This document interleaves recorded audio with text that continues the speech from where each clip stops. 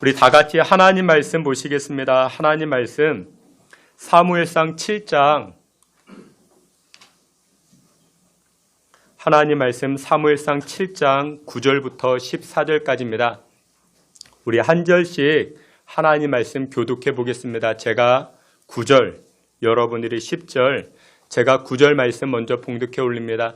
사무엘이 젖먹는 어린 양 하나를 가져다가 온전한 번제를 여호와께 드리고 이스라엘을 위하여 여호와께 부르짖음에 여호와께서 응답하셨더라.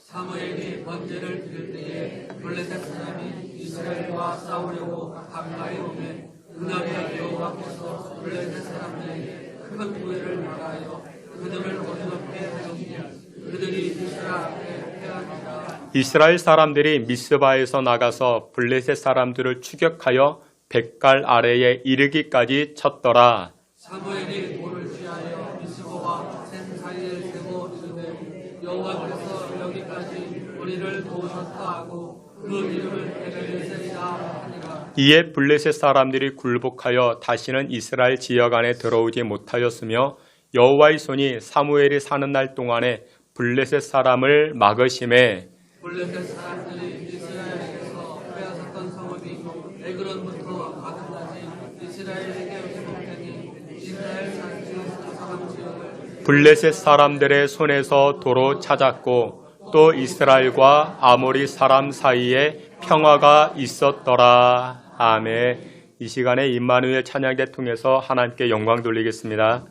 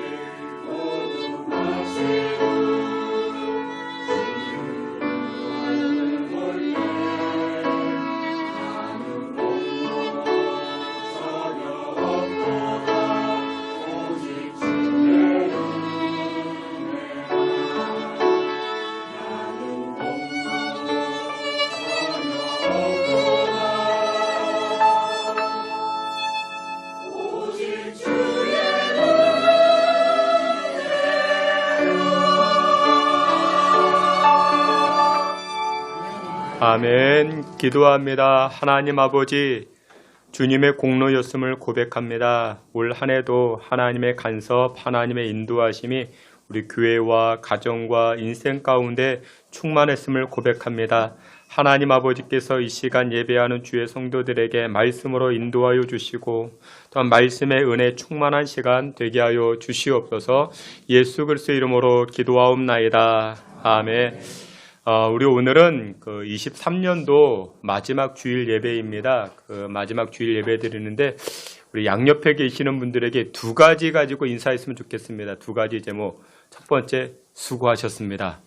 수고하셨습니다. 인사하고 두 번째는 무엇이냐? 용서해 주세요. 용서해 주세요. 우리 수고하셨습니다. 용서해 주세요.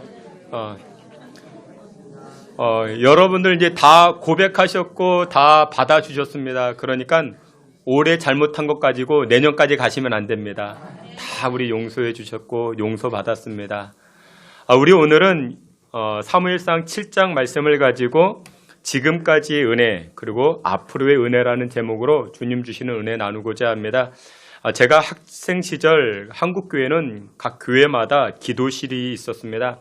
어떤 교회는 교육관을 기도실 겸 사용하기도 했고 또 어떤 교회는 실제로 온돌방을 기도실로 사용하곤 했습니다. 그 온돌방에는 어김없이 할머니 권사님들이 자리를 잡고 밤을 지새우며 기도하고 계셨습니다. 그러니까 권사님들은 말 그대로 온전한 철야를 했던 것이죠. 밤중에 권사님들이 3명도 좋고 4명도 좋고 기도실에 모여 찬송하고 기도하고 또 찬송 부르고 주여 하며 통성 기도하시고 꼬박 밤을 새워 언제까지 새벽 기도 그 시간까지 기도하시고 그 기도를 마치고 집으로 돌아가시곤 했습니다. 저는 분명히도 확신하는데 우리가 지금 이마만큼 영적 자산을 누리는 비결은 바로 그분들의 기도가 있었기 때문이 아니겠는가라는 생각을 가지게 됩니다. 근데 이 할머니 권사님들이 손에 들고 불렀던 찬송가는 지금 우리가 보는 찬송가와는 많이 다릅니다. 일단 악보가 없습니다. 음표가 없습니다. 가사만 있습니다. 도대체 어떻게 저런 찬송가를 가지고 찬송을 부르셨는지 잘 모르겠습니다. 찬송이 1장부터 550장까지인데 음이 다 똑같습니다. 게다가 또 이 권사님들 찬송 부르는 거 보면 뽕짝 같기도 하고 거의 그렇습니다. 이분들이 즐겨 불렀던 찬송가 가운데 우리가 조금 전에 불렀던 찬송가 301장이 있습니다. 지금까지 지내온 것 주의 크신 은혜라 한이 없는 주의 사랑 어찌 이루 말하랴 자나깨나 주의 손이 항상 살펴주시고 음표가 없습니다. 그냥 가사만 있습니다. 거의 얼핏 들어보면 뽕짝 같기도 하고 근데 그 할머니 권사님들은 그 특유의 음감으로 지금까지 지내온 것 그 찬송을 부릅니다. 악보도 없이 찬송가 불러옵니다. 무엇으로? 자신의 감을 가지고 부르는 겁니다. 음도 맞을 리 없고 박자도 마음대로 다 틀립니다. 그런데 왜 이 할머니 권사님들이 부르는 찬송에 은혜가 될까요? 이유는 바로 그 찬송이 그분의 삶이었고 그분의 신앙 고백이 담겨졌기 때문에 그렇습니다. 우리는 어떻습니까? 가사 다 안다고 찬송을 건성건성으로 부를 때 많지 않습니까? 근데 이 할머니 권사님들은 찬송 한 절 한 절을 부를 때에 음도 틀리고 박자도 틀리지만 그런데 은혜가 됩니다. 왜냐? 이분들은 살아왔던 고백이었고 이분들의 신앙의 고백이었기 때문에 가슴에 와닿기 시작합니다. 사랑하시는 귀한 성도 여러분들, 지금까지 지내온 것 주의 크신 은혜라. 이 고백이 저와 여러분들의 신앙 고백 되시기를 주님의 이름으로 축원합니다. 오늘 우리가 23년도 마지막 주일 예배를 드립니다. 지금까지 지내온 것 하나님의 은혜였습니다. 이 마지막 시간에 여러분들의 마음을 다하여 여러분들의 온 정성을 다하여 하나님 앞에 고백할 수 있는 귀하고 복된 시간 되시기를 주님의 이름으로 축원합니다. 오늘 우리가 함께 보았던 사무엘상 7장 이 본문의 말씀은 이스라엘 백성과 그리고 사무엘 선지자 이들에게 큰 문제가 다가왔습니다. 정말 큰 문제입니다. 어떤 문제였는가? 블레셋 군인들이 이 이스라엘을 침략하기 위해서 전쟁, 싸움을 하기 위해서 다가온 곳입니다. 이 블레셋 군인은 싸움에 능한 자들입니다. 근데 이스라엘은 군대도 정비되어져 있지 않고 싸움도 할 줄 모릅니다. 큰 문제가 다가온 것이죠. 블레셋 군인들은 강력한 무기를 앞세워서 비옥한 평지에 그렇게 살고 있다가 툭 하면 이스라엘 백성들을 침략해 들어옵니다. 불을 지르고 약탈하고 곡식들을 빼앗아 갑니다. 이스라엘 백성들은 하도 호되게 당한 적이 너무나도 많아서 블레셋 이름만 들어도 벌벌 떱니다. 무서워합니다. 가슴이 두근두근 거리기 시작합니다. 근데 그와 같은 블레셋 군인들이 전쟁을 하기 위해서, 싸움을 하기 위해서 지금 다가왔다라는 것입니다. 또 얼마나 두렵겠습니까? 여러분들 올 한 해를 돌이켜보면서 여러분들을 두렵게 하고 블레셋, 그 이름 석자 이야기할 때마다 여러분들의 가슴을 쿵쾅거리게 했던 그런 문제 무엇이 있습니까? 어떤 문제가 있으셨습니까? 그런 문제들이 우리에게 다 있었을 것입니다. 위기와 두렵게 하는 문제, 스트레스 받게 하는 문제, 그런 문제들이 우리에게 다 있었을 것입니다. 근데 그때마다 우리가 어떻게 이겨나아갔는가? 오늘 본문의 5절 보니 이렇게 말씀합니다. 사무엘이 이르되 온 이스라엘은 미스바로 모이라. 내가 너희를 위하여 여호와께 기도하리라 하매. 아멘. 사무엘 선지자가 이스라엘 백성들을 향하여 두렵고 걱정에 휩싸인 이스라엘 백성들을 향하여 여러분들 모이십시오. 우리가 기도합시다. 우리가 그렇게 이야기하고 있는 것입니다. 지금 사무엘 선지자가 이스라엘 백성들을 향하여 모여서 우리가 기도합시다. 그 말을 하고 있는 것입니다. 여러분 그렇습니다. 우리 인생의 블레셋, 우리 삶의 문제들, 우리 인생의 그 블레셋을 만날 때마다 우리가 무엇 해야 되는가? 여러분들 모여서 기도해야 되는 것입니다. 여러분들 기도만이 살 길입니다. 기도만이 우리가 헤쳐나아갈 수가 있는 것입니다. 그래서 사무엘 선지자는 이 사실을 알고 백성들을 모아서 우리가 기도합시다. 기도로 이 문제를 이겨갑시다 라고 이야기합니다. 근데 여러분들 기도도 여러 종류의 기도가 있습니다. 축복 기도가 있죠. 안수 기도가 있죠. 근데 그 가운데 지금 사무엘 선지자는 회개 기도합시다 라고 이야기합니다. 첫 번째, 우리가 올 한 해를 마무리하기 위해서는 회개 기도가 필요합니다. 오늘 본문 6절 말씀, 6절, 우리 6절 다 같이 보시겠습니다. 그들이 미스바에 모여 물을 길어 여호와 앞에 붓고 그날 종일 금식하고 범죄하였나이다 하니라. 아멘. 지금 사무엘 선지자가 이스라엘 백성들을 불러 모아서 우리가 기도합시다. 근데 무슨 기도합시다? 우리가 여호와께 범죄했으니 회개 기도합시다. 사무엘 선지자는 이스라엘 백성들을 불러 모아서 회개 기도를 요구합니다. 왜 그랬을까요? 오늘 이처럼 이 블레셋 원수가 우리를 찾아오고 우리를 두렵게 하고 우리의 심장을 쿵쾅쿵쾅 뛰게 하는 그와 같은 이유가 무엇이냐? 우리 민족이 고난당하는 이유가 무엇이냐? 우리 군대가 약하기 때문이 아닙니다. 우리 무기가 약하기 때문이 아닙니다. 그 이유는 우리가 바로 하나님 앞에서 범죄했기 때문에 블레셋이 우리를 공격해 오는 것입니다. 라고 이야기를 합니다. 평소에 하나님을 시험하고 또한 하나님이 가장 싫어했던 우상을 섬긴 죄가 누구에게 있었기 때문에 이스라엘 백성들에게 있었기 때문에 이 죄를 우리가 먼저 씻어냅시다. 우리가 먼저 하나님 앞에 성결합시다. 하나님 앞에 성결된 자로 세우기 위해서는 회개하는 것밖에 없더라는 것입니다. 여러분 그렇습니다. 우리도 23년도 우리가 한 해를 마무리하고 24년도 은혜로 시작하기 위해서는 올 한 해 하나님 앞에 범죄했던 것들을 깨끗이 씻어내야 됩니다. 성결한 자리로 나아가야 됩니다. 여러분들 대부분의 사람들은 위기가 다가오면 나를 두렵게 하는 고난의 문제가 다가오면 어떻게 할까요? 사람들은 방법을 찾아다닙니다. 이 문제를 어떻게 무슨 방법으로 해결할 수 있을까? 방법을 찾습니다. 그리고 또 사람들은 나를 도와줄 사람들을 찾아다닙니다. 누가 나를 도와줄 수 있을까? 근데 여러분들 이런 것은 두 번째, 세 번째입니다. 우선적인 방법은 아닙니다. 첫 번째 우리가 해야 될 방법은 무엇이냐? 하나님 앞에서 나 자신을 성결케 하는 것입니다. 근데 그 성결케 하는 것이 무엇이다? 바로 회개하는 것입니다. 하나님 앞에 지은 나의 죄를 가지고 애통하고 눈물로써 회개기도 하는 것, 하나님 그것을 가장 기뻐하시는 것입니다. 여러분들 우리가 겪는 위기, 겪는 고난들을 대부분은 우리의 죄 때문에 이루어지는 것이 많습니다. 물론 모든 것들이 우리의 고난과 인생의 문제가 죄 때문에 이루어지는 것은 아니지만 욥처럼 아무런 이유 없이 고난당할 수 있지만 그러나 그것은 특별한 상황이고 대부분은 우리가 하나님 앞에 불충한 것, 하나님 앞에 불순종했던 것, 그것 때문에 우리가 고난을 당하게 됩니다. 그래서 이 고난의 문제를 해결하기 위해서는 제일 먼저 무엇 해야 된다?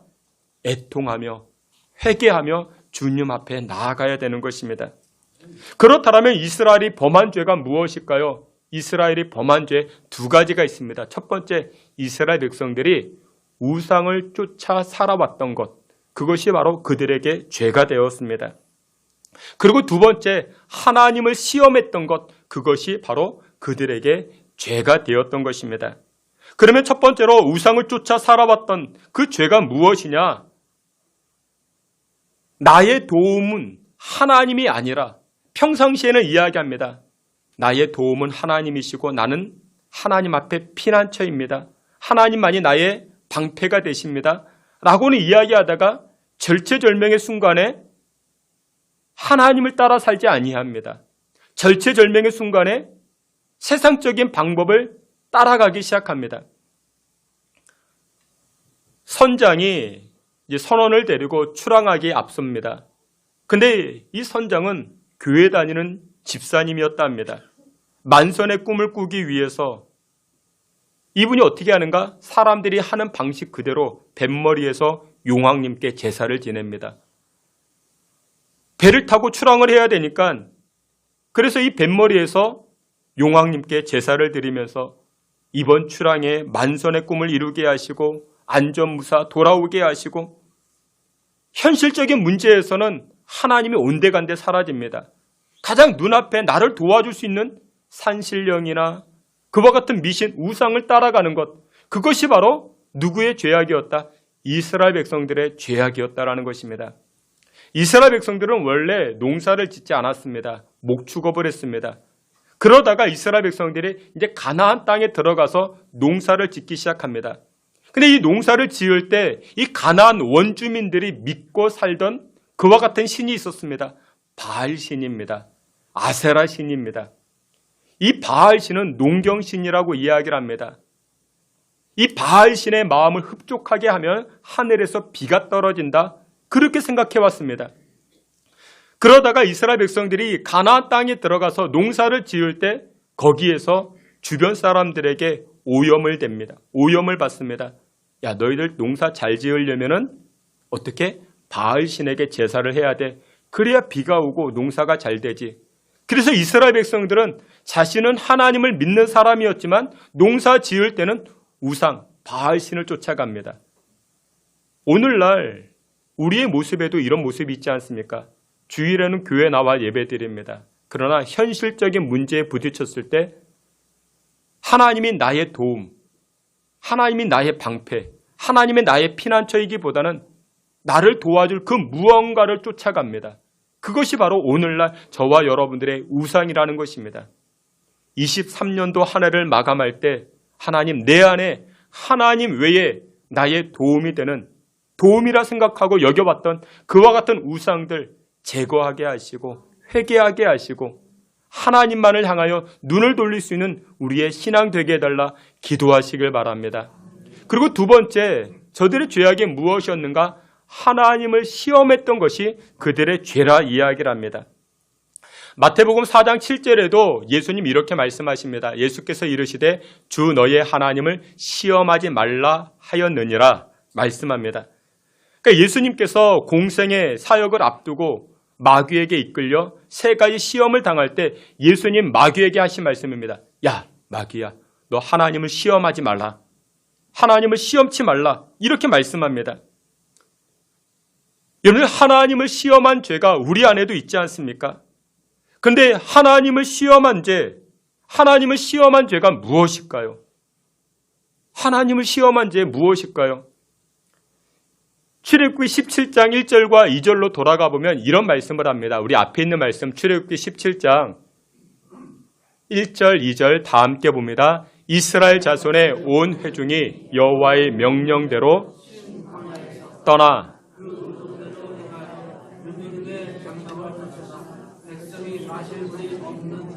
백성이 모세와 다투어 이르되 우리에게 물을 주어 마시게 하라. 모세가 그들에게 이르되 너희가 어찌하여 나와 다투느냐?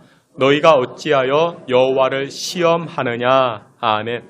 근데 이 말씀에서는 이런 내용입니다. 그러니까 무슨 내용이냐? 이스라엘 백성들이 하나님의 전적인 손길을 통해서 출애굽하였습니다. 그리고 하나님은 이스라엘 백성들에게 약속합니다. 내가 가나안 땅, 이 가나안 땅은 젖과 꿀이 흐르는 땅으로 내가 너희를 인도하리라. 그 약속을 이스라엘 백성들이 받게 됩니다.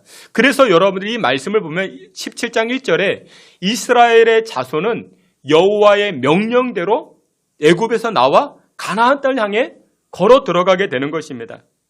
그런데 오늘 본문 2절에 이 모세는 이스라엘 백성들을 향하여 왜 너희는 하나님을 시험하느냐라고 하면서 책망하고 질책하는 내용이 등장을 합니다. 왜 그랬는가? 이스라엘 백성들이 애굽에서 나와서 가나안 땅에 들어가기까지 광야길을 걸어갑니다. 누가 나오라 했습니까? 여호와의 명령대로 여호와의 말씀 따라 광야를 걸어갑니다. 그러면 이스라엘 백성들의 일반적인 생각은 이것이었습니다. 우리에게 젖과 꿀이 흐르는 땅을 하나님 주시겠다 하니까 오늘부터 우리는 고속도로다. 오늘부터 우리는 평탄하고 형통한 길이다. 야, 아무것도 없다. 아무것도 이제 문제될 것이 없다. 이렇게 이스라엘 백성들이 생각해 왔습니다. 그런데 가장 먼저 부딪힌 문제가 무엇이었습니까? 광야에서 물이 없습니다. 목이 마릅니다. 마실 물이 없습니다. 갈증으로 허덕입니다. 이때 이스라엘 백성들이 이렇게 생각합니다. 아니, 우리를 구원하셨다면서 그리고 우리를 젖과 꿀이 흐르는 땅으로 보내시겠다고 약속하시고서는 지금 먹을 물을 안 주면 어떻게 하란 말이냐? 이게 말이 되느냐? 하나님이 명령하셔가지고 내가 신앙생활 했는데 하나님이 명령하셔가지고 내가 집사도 됐고 권사도 됐고 장로도 됐는데 왜 나에게 이런 문제가 생기느냐? 이것을 모세가 무엇이라 이야기했다? 너희들은 왜 하나님을 시험하느냐라고 하면서 책망했다라는 것입니다. 그러니까 그 내용을 종합해보면 이것입니다. 여러분들, 하나님의 일하심, 하나님의 계획하심은 우리의 방법과 우리의 생각과는 전혀 다른 겁니다. 근데 우리의 생각과 방법은 어떻습니까? 하나님이 말씀하셨잖아요. 우리에게 젖과 꿀이 흐르는 땅을 주시겠다고. 그러면 당연히 이 광야를 걸어갈 때 생수를 주시고 먹을 것을 주시고 배고프지 않도록 목마르지 않도록 우리를 이끌어가는 것. 이스라엘 백성들은 그렇게 생각했다고요.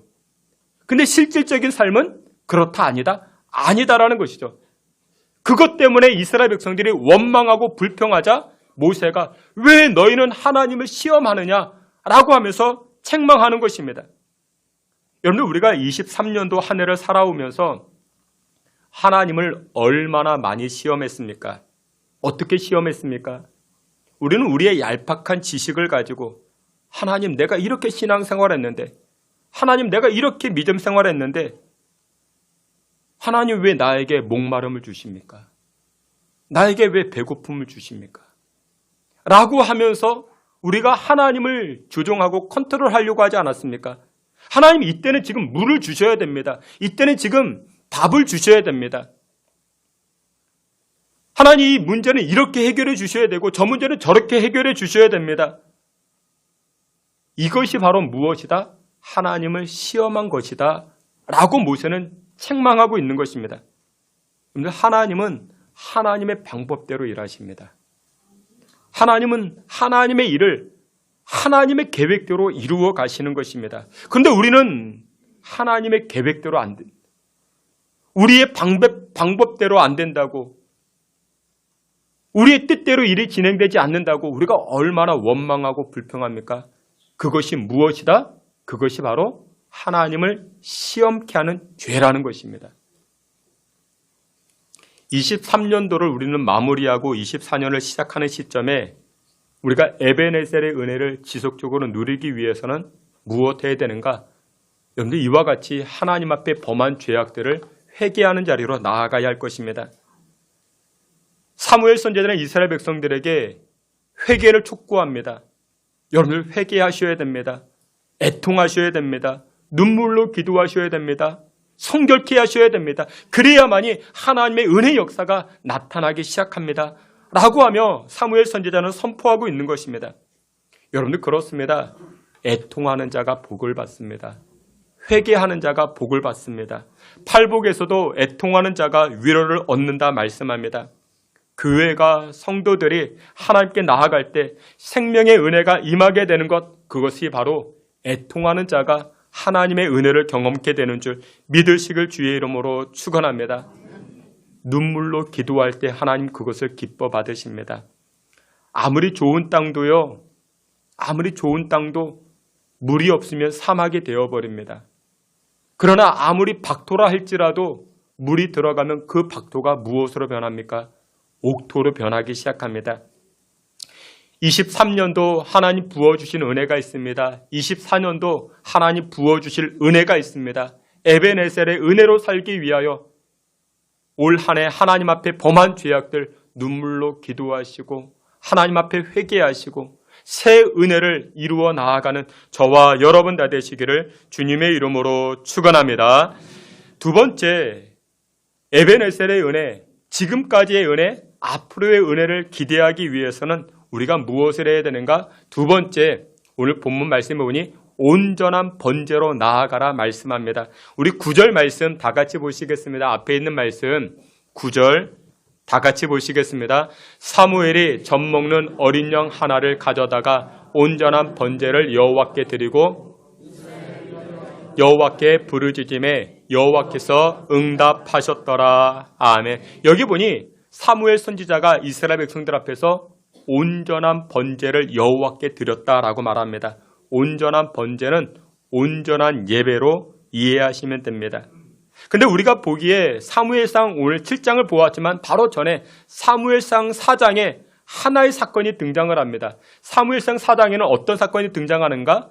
엘리 제사장, 이 가정의 이야기가 등장을 합니다. 이 엘리 제사장, 이 가정의 이야기가 등장을 하는데 이 엘리는 제사장인데 말년이 아름답지 못했습니다. 마지막에 블레셋과의 전쟁에서 두 자식이 그 땅에서 전사하게 되고 또한 그 소식을 듣고 며느리는 또한 이렇게 난산하게 되고 또 자신은 그 의자에서 떨어져서 목이 부러져 죽게 됩니다. 여러분들 말년이 잘 돼야 됩니다. 여러분들 조기 성공 좋을 게 아닙니다. 말년이 잘 되셔야 됩니다. 젊었을 때 힘들고 피곤해도 그래도 괜찮습니다. 그러나 말년은 잘 돼야 됩니다. 오늘 예배하는 저와 여러분들의 가정과 인생 가운데 말년이 잘 되는 그와 같은 복을 누리시기를 주님의 이름으로 축원합니다. 근데 말년이 잘 되기 위해서는 어떻게 해야 되는가? 그것은 온전한 예배밖에 없습니다. 온전한 예배. 이 엘리 제사장은 하나님 앞에 온전한 예배를 드리지 않았습니다. 엘리는 제사장이었습니다. 제사장이 해야 될 일이 무엇이냐? 예배를 드리는 것, 예배를 집례하고 예배를 돕는 일에 정성을 다해야 되는데 이 엘리는 그러지 않았습니다. 엘리는 자신의 직업을 그저 밥벌이로 생각을 합니다. 그런데 전혀 그렇지 않습니다. 제사장은 하나님을 예배하는 자입니다. 저와 여러분은 하나님을 예배하는 자가 되어야 할 것입니다. 그리할 때 인생의 말년이 아름다워지기 시작합니다. 하나님을 올바로 섬기지 아니하니까 이스라엘 백성들 블레셋과의 전쟁에서 패하게 되고 엘리 제사장 때 법궤도 블레셋 사람들에게 빼앗기기 시작합니다. 이 엘리 제사장은 이 교회 안에서, 제단 안에서 생활하면서 그저 밥벌이로만 생각을 합니다. 여러분들 그 교회에서 그 사역자들에게 사례금을 주십니다. 근데 여러분 이 사례금과 생활비는 큰 차이가 있습니다. 교회에서 매달 책정을 해서 생활비를 주는가? 생활비라는 표현은 틀린 겁니다. 맞지가 않습니다. 교회에서 주는 그 금액은 사례비입니다. 왜 그러냐? 여러분들 교회가 목사님을 직원으로 생각하면 월급을 주는 겁니다. 근데 직원이 아닙니다. 목사님의 직장이 아니라 이것은 직장의 개념이기보다는 하나님을 예배하는 그와 같은 장소이기 때문에 우리 목사님이 오셔가지고 수고해 주시기 때문에 사례금을 드리는 개념인 것입니다. 그러니까 이것은 근데 엘리는 자신의 그 제사장 그 직임을 직업으로 생각했습니다. 직업과 소명은 굉장히 다른 겁니다. 근데 엘리는 하나님 앞에 예배를 드릴 때 예배자의 자세로 드리기보다는 그 직장에 출근하듯이. 근데 직장은 어떻습니까? 마음에 안 들면 사직 썼으면 됩니다. 근데 하나님의 부르심의 이 소명은 마음에 안 든다고 여러분들 그 사직 썼을 그것은 할 수 없는 겁니다. 그러니까 그런 차이가 있는 것입니다. 엘리는 평소에 그와 같은 신앙의 삶을 살았기 때문에 인생이 어떻습니까? 말년이 아름답지 못했던 것입니다. 엘리에게는 온전한 예배가 없었습니다. 예배를 준비하는 마음이 없었습니다. 예배를 하나님께 드린다라는 그와 같은 성결한 마음이 없었던 것입니다. 그러자 그의 인생의 말년이, 그의 가정이 아름답지 못합니다. 근데 마찬가지로 이스라엘 백성들이 여러분들 출애굽할 때, 애굽에서 나올 때 하나님께서 이스라엘 백성들을 왜 도와주셨을까요? 모세가 애굽왕 파로우에게 이렇게 요청을 합니다. 출애굽기 5장 3절 앞에 있는 말씀 우리 함께 보시겠습니다. 모세와 아론이 이르되 히브리인의 하나님이 우리에게 나타나셨은즉 우리가 광야로 사흘쯤 가서 우리 하나님 여호와께 제사를 드리려 하오니 가도록 허락하소서. 아멘. 모세와 아론이 애굽왕 파로에게 뭐라고 요청합니까? 우리가 하나님을 제사하기 위해서, 하나님께 예배드리기 위해서 나가고자 하오니 우리를 좀 보내달라, 허락해달라라는 것입니다. 모세의 요청은 단 한 가지였습니다. 예배였습니다. 예배드리게 우리를 풀어달라. 이것이 바로 하나의 요청이었습니다. 모세와 더불어 이스라엘 백성들 이때에 예배에 목숨을 걸었습니다. 예배를 중요시 여겼습니다. 그러자 어떤 일이 벌어집니까? 이스라엘 백성들 가운데 기적이 일어납니다. 기적이 몇 가지요? 10가지도 넘는 기적이 일어납니다. 10가지의 재앙이라, 여러분들 10가지의 재앙은 애굽 사람들에게나 재앙이지 믿는 사람들 우리 입장에서 보면 기적 아니겠습니까? 기적이 일어납니다. 홍해 바다가 갈라집니다. 만나와 메추라기 그 기적을 이스라엘 백성들이 맛보기 시작합니다. 24년도 여러분들의 인생과 여러분들의 자녀와 여러분들의 가정 가운데 하나님 허락하시는 기적을 경험하기를 원하십니까? 그러면 우리가 무엇에? 여러분들 예배에 집중해야 됩니다. 온전한 번제라는, 여러분 번제는 불에 태워드리는 겁니다. 불에 다 태워드리는 겁니다. 불에 다 태워드리면 아무것도 남지 않습니다. 내가 하나님 앞에 불 태워져 드리겠습니다 라는 겁니다. 나는 아무것도 안 남겠습니다. 근데 우리는 자꾸만 자기를 남기려고 해요. 뭘 남기려고 합니까? 이름 남기려고 해요. 우리가 들은 것은 있죠. 고양이는 아니죠. 호랑이는 죽어서 가죽을 남기고 사람은 죽어서 이름을 남겨야 되니 나도 이름은 남겨야 돼. 아니요. 이름 남기는 게 아닙니다. 우리 신성교회도요. 앞으로 50년 후에 이창선이라는 이름도 지워져야 됩니다. 그 이름 지워져야 돼요. 이름 남겨봤자 그건 무엇 하겠습니까? 우리는 하나님 앞에 온전하게 다 태워드리는 그와 같은 번제의 삶을 살아갈 때 하나님께서 그 예배를 받으시고 그의 인생을 받아주시는 줄 믿으시길 축원합니다.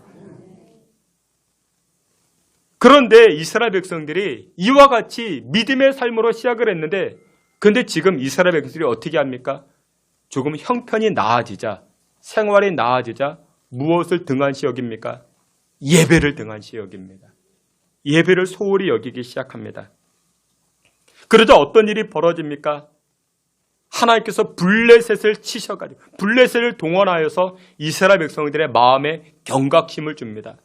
그래서 다시금 모여 예배하기 시작합니다. 사랑하시는 귀한 성도 여러분들, 우리가 온전한 마음으로 예배 자리에 나아갈 때 하나님 어떻게 하실까요? 오늘 본문 10절에 이렇게 말씀합니다. 10절 다 함께 봅니다. 사무엘이 번제를 드릴 때에 블레셋 사람이 이스라엘과 싸우려고 가까이 오매 그날에 여호와께서 블레셋 사람에게 그들이 이스라엘 앞에 패한지라. 아멘.